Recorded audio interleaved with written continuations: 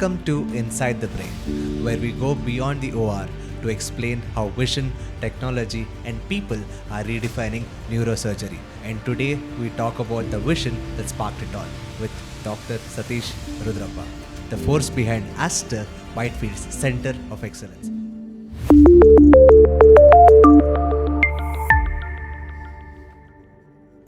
So good morning, sir. How are you doing today? Good morning, Pramod. How are you today? I'm doing great. Good. I'm doing Excellent. great. Yes. Excellent. So now let's begin.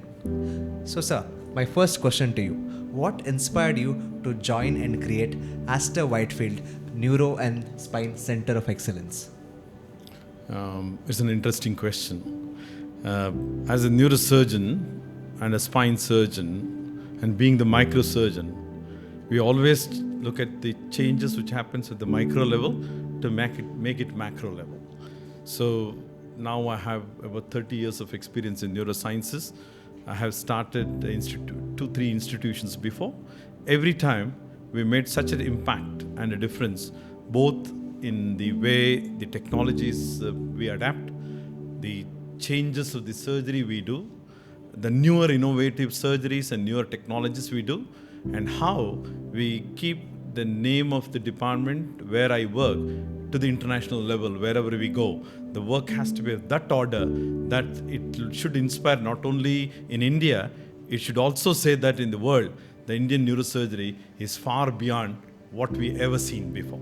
So that's why I started this Center of Excellence at Aster Whitefield, where we named it because we cater, especially my department caters the surgery in the patients who are coming from Kanyakumari to Kashmir, Punjab to Calcutta. So that means all over India. But we wanted to go a step beyond. That's why we are named it as Aster's Center of Excellence for international patients also now. And we do get quite a good number of international patients. I'm sure now if you've seen Indian medical technology to skill is far superior anywhere in the world. And we want to make sure instead of patients going somewhere else, medical tourism, even the government of India is telling medical tourism is the best. And we do the kind of surgeries which many places will never do in the world. So why not to have a center of our own where the patients will come from somewhere else for the complex brain and spine tumors rather than, they look at the other places. So that's why I started the Center of Excellence for International Center here at Aster Whitefield, because that's what is India capable of as of today. And our volume of work is very high. Our kind of cases, what we see in India is tremendous, more complex. And when you have done all the things, doing surgery to the world, it becomes yet another small simplicity to us rather than more complex. So that's why we had to go ahead in our institution. I liked your phrase, doing surgeries to the world. Yeah, absolutely. That's what it's important. We just spoke about doing surgeries to Indian patients and also going global. What are you trying to build here? What is the legacy you're trying to leave behind? Legacy building. Yes. I'm not a believer of building the legacy because everybody can contribute to the legacy. Mm-hmm. Single person building the legacy is a difficult question to be answered. Actually, I can always say that along with me, how many people I can take to build the legacy is the better question for that. My vision for my department and my institutions will be always one step always ahead. So the legacy which I want to build, which we are practicing, and to add extra to that is a 3-pronged approach. One is, it is an impeccable surgery of the highest order, which should be documented, which will aid in research and development of the product, which is what India is lacking. Number 2, to produce the world-class leaders in neurosciences and spine surgery to the future for our country and to the world. And the third is to have a social impactful procedures or a kind of the projects where in addition to our medical field, how we can help the greater good for the public is the 3 things which we have started. So in that way, if all 3 matches, means highest level of surgical skill, innovation and research, building the new leaders for the future of this country, and the third is to do the projects for the public greater good, is the legacy which I want to, which I already started, I'm sure I want to etch it in my department here, which I teach every youngsters in my department, every students, my junior colleagues, to say that you alone cannot go in the world. Along with you, you have to take many more. It's a team. In that way, that legacy, which if we adapt in India, I don't think, we can remain same. We can be one of the best world leaders in surgical profession or as the medical profession. I like it, sir, how your vision encompasses innovation, education, and even social Correct. development. Correct. Very, very nice to hear. Thank you. Thank you. You spoke about creating a team, and I believe every team has a leader, and I feel you are the leader here. So, as a leader, what defines success for you? We don't look for the success in a day-to-day work. Okay. The success is the offshoot of what exactly you do in life. The success is a culmination of every step you take and how you stand on that step so well with your ethical principle, with your compassion care, your empathy, and whatever you do to the best, what you give it, your energy to the patient at the end, which will make another human being who is in pain to take away his pain and give your energy. That's what is the success of a doctor. A doctor is not a profession, it is a great service. Actually, every doctor who thinks that, I'm in a service in this, mainly I'm doing the service rather than a work, I'm telling you, the success comes automatically to a doctor. I don't believe I'm doing anything great, but everyday work of mine, at the end of the day, I should feel that I did everything best, and all the energy which I acquired in the morning, I given it at the end of the day to somebody else to reacquire my energy for the next day. That is a success I will. I don't want to waste any of my energy which is generated within my body, soul, and the mind. We should be donated every day to somebody else. I think that is the success of a doctor. I think a doctor has to remain as a great human being, great empathetic man, with his soul every minute connecting with another soul. I think that is the good doctor, and that will be a good doctor with a great empathy. Empathy is the key here. I think medicine is not a great subject according to me unless you have empathy. I think whatever I do, every patient may not be successful in our hands, but even a patient where there is a problem, where I let go all my egos to tell that I am there till the last minute, I will give all what I have. That's what defines a good doctor. I think it comes to the basic principle, right? Give your best, Absolutely. leave the fruits to the rest. So then success falls into the place. Success and monetary benefit, then recognition, all these are offshoot. Somebody should say, but as a good human, it's a byproduct. It should not be a defined one. We shouldn't go with the success. Success should come to you, whether it's there or not. As a doctor, our work will never change. I keep telling my fellows and junior doctors, colleagues, saying that do your work every day well. I'm telling you, every patient, when they smile and go, and when they say that thank you, in spite of you not being expecting it, I think that is the success we get. And we look at success every day rather than, as a whole, at the end of the year, some recognition had to be given. I think in that way, medicine is a different subject. It's a beautiful subject. It is the only subject where, every day we cherish our success. So neurosurgery is a very complex topic. So I want to understand from you how every millimeter matters in neurosurgery. Neurosurgery is not a complex surgery, according to me. We make it complex. But actually, any surgical field, as you keep doing it, it's like neurosurgery is like, I can say, climbing the Mount Everest. For me and you, climbing the Mount Everest might be very, very difficult. But the people who are born in Tibet, born in the higher altitude, where their hemoglobin is different, bodily they're made different, genetically they're made different, every day they're climbing the heights, and somebody who is trained in that, I think it becomes very easy for them. So in that way, when I took neurosurgery, it was looking too big for me. It was like climbing the Mount Everest. But as I climbed every step, I think, it is also, it humbled me many places where I cannot say that it's not, very easy. There are days I tumbled, I fell.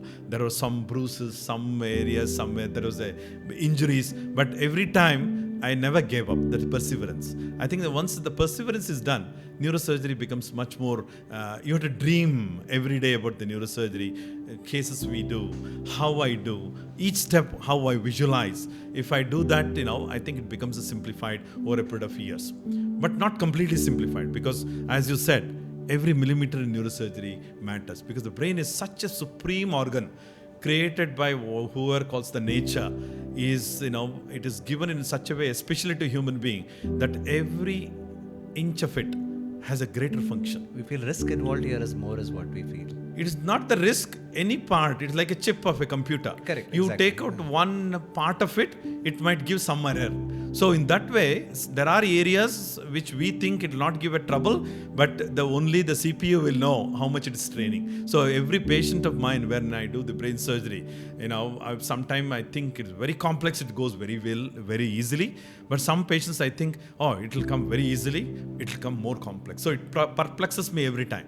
And another thing, what I see in neurosurgery is, I have opened everybody's brain, whether it's Indian brain, American brain. I keep telling this everywhere.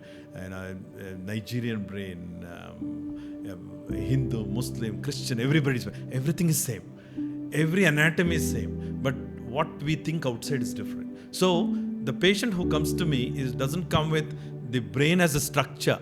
It comes as a personality, as a person. So when there is something problem related to the brain, in and around his problem, I have to see which are all the areas of the brain, what function it has, what function he has, what function I have, or what function he has developed in that part of the brain, and what function I develop, because you can tune the brain. Brain is such a molding thing. That's why you say from childhood, more you mold, more you can develop, more billions of new cells come up.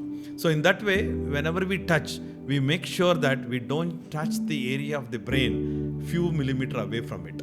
So unlike in the abdominal area, even if there is a cancer, it's not that, other areas we take out 1 centimeter around it so that it will never be having a tumor. Here, if you take out 1 centimeter beyond, the patient may not be the same person whom I spoke before surgery and after surgery. True. So in that way, the nature has created every millimeter of the brain with certain function to do better to the world, better to himself, and to be functional in such a way that it protected every human being, to be surviving even in an odd situation. That's why brain is not made for happiness. I keep telling everybody, even if you're happy, you start thinking something might go wrong, even in happiness. So it is meant to avoid the problems. It is a survival organ. It will never make you calm. It will always look at the threat.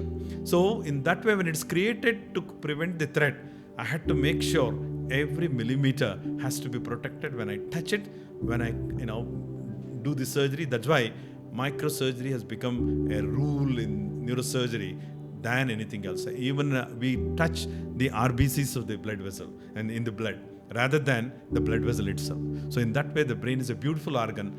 It makes us to do millimeter to millimeter to protect the nature's law to protecting every part of it, so that the person who gets it will survive with a great skill and ability to protect himself and the nature by itself. Thank you for the detailed answer. So how has the recent technological developments made an impact and improved the way you do neurosurgeries? In fact, I think neurosurgery is one of those fields where technology made an enormous difference. And I'm one of the lucky people where the technology grew along with me. You've seen all the phases. All the phases. When I started the neurosurgery, there were no CT scans. There are no MRIs. Okay. We used to do the angiograms and see the blood vessel changes, and then thinking vaguely that this could be the blood vessel which is distorted, that's the region, is the abnormality. That's how we used to go. And luckily, as I started my neurosurgical steps, by the time I finished my neurosurgery training, CT scan came into the picture. CT scan in that way did not come to every center. Even in a city like Bengaluru, there was only one private center it used to have. We used to go from my institution, previous institution, demands to there, get this scan and come back. This was which year, if I may ask? Way back in 1990s. 90s. I'm talking about. But by the time I completed neurosurgery training in 95, 96, there were already about 5-6 CT scan came in. So, the Indian growth story of economics in 1991 opening, Liberalization. the economic opening, along with the technology opening. The technology from the outside started coming in, and by the 96, 97, even MRI started coming in. So in that way, the technology for the brain surgery helps so much that I can understand today. Previously, we used to understand the anatomy of the patient, looking at the surgical when I open the skull.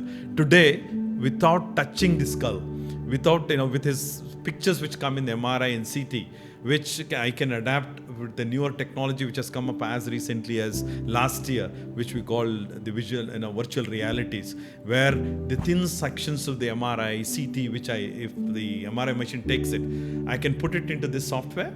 The virtual technology gives me a three-dimensional picture from the skin to the deeper part of the brain, and I can go phase by phase by removing the skin, which part of the skull I had to remove, and which part of the brain I had to enter, which blood vessel I might see, and if I take out the organ, that tumor in that area, what I can save. Everything can be mimicked. Details specific to the patient. With respect to the patient whom I am going to touch next. Okay. So before entering itself, I can rehearse the whole thing in such a way that I can rehearse 2-3 times. In addition to my own AI, that means my own brain also has adaptable, because years together I have done closer to 20,000 surgeries now. I can mimic the one patient to the another one. That itself will give me machine learning in my brain. In addition to that, the newer technologies made me to think that, okay, I can definitely make this patient, compared to the last patient, this patient will be much more better. So the technology adding to the success of the patient, success of my surgery at millimeter level. So that's how technology is the key in neurosciences. We spoke about how technology is helping you. Wanted to understand, what is your vision for the future? I think the future is very near. And as I told you, that about a decade ago, the future is to look 5 years. Now, I look the future is less than 6 months to 1 year. Which is happening, which is very happening, especially with the world changing to the AI. You can do anything faster. I think with the most important thing from my perspective is we had to have a data of every patient's surgical thing which we do in this country to be stored in the country, because we do enormous complex surgeries, and that data through AI we should utilize to innovate the newer things within the country, and we should produce in en masse and give to the world a contribution of made in India of surgical skill to the rest of the world. And I go and teach in the rest of the world surgical skill, but I think I need not travel anywhere. Sitting in our own place, if you take 10 good institutions of India where we do the similar kind of surgeries, where the computer analyzes and gives the best solution, where along with the new robotics which is coming in, we can adapt to the same thing to the brain and spine surgery.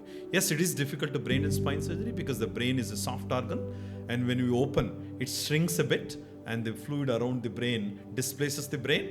But with the newer technologies where we can sub-millimeter, we can measure for example, I have a new technology from the brain lab where we'll see even the brain shift. We can see that. And when you see this brain shift, is not exactly what I want. I'll be seeing with the technology, but I'm sure in the future it will come at a sub-millimeter level, saying that no, you're exactly there. Because as of now, technology is not improved to the great extent where I can be free of my hand. Only my thought process can work.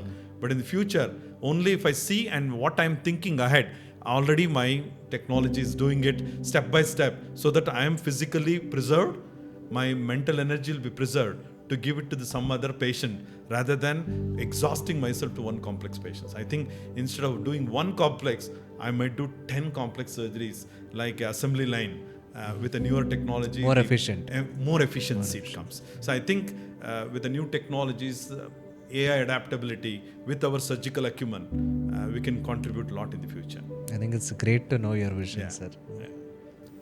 A strong vision built the foundation. In our next episode, we will witness innovation in action with Brain Lab groundbreaking technologies.